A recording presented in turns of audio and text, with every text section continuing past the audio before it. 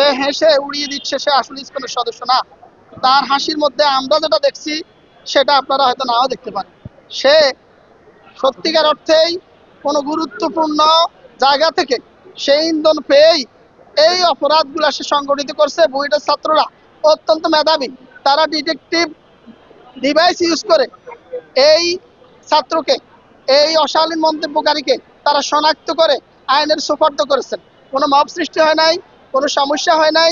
ধর্মীয় বিদ্বেষ সৃষ্টি করার জন্য, হিন্দু মুসলিম রায়োটিং এর জন্য এই আসামি বুয়েটের শিক্ষার্থী সহ বাংলাদেশের সমস্ত মুসলমানদের মনে সে আঘাত দিয়েছে, তাদের ধর্মীয় অনুভূতিতে আঘাত দিয়েছে।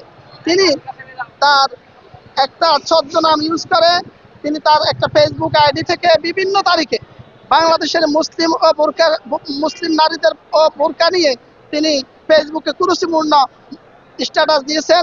তিনি মাদ্রাসার ছাত্রদেরকে নিয়ে অত্যন্ত অশালীন ভাষায় স্ট্যাটাস দিয়েছেন এবং ফজরের নামাজের যে আজান হয় সেই আজান নিয়েও তিনি মন্তব্য করে বলেছেন ইন্ডিয়াতে আজান নিষিদ্ধ, বাংলাদেশেও নিষিদ্ধ করা উচিত। আমাদের দেশের ধর্মপ্রাণ মুসলমানরা এবং হিন্দুরা যেখানে শান্তিপূর্ণভাবে বসবাস করছে, বর্তমান সরকার যেখানে দেশে শান্তি শৃঙ্খলা বজায় রেখে একটা নির্বাচনের মুখে এগিয়ে যাচ্ছে, সেখানে আজকের এই আসামি অত্যন্ত গভীর ষড়যন্ত্রের অংশ হিসাবে এই পোস্টগুলা দিয়ে ধর্মীয় বিভেদ সৃষ্টি করে দেশে অশান্তি ও হানাহানি এবং দাঙ্গার আয়োজনের চেষ্টা করছে।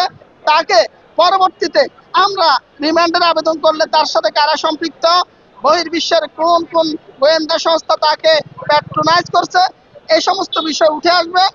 বিজ্ঞ আদালত উভয় পক্ষের বক্তব্য শ্রবণ আনতে সন্তুষ্ট হয়ে আগামী তারিখে অর্থাৎ আগামীকাল রোজ বৃহস্পতিবার এই মামলার আইওর উপস্থিতিতে শুনানির জন্য দিন ধার্য রেখেছেন। আজকে আসামিকে সিডব্লিউ মূলে জেল হাজতে প্রেরণের নির্দেশ দেন।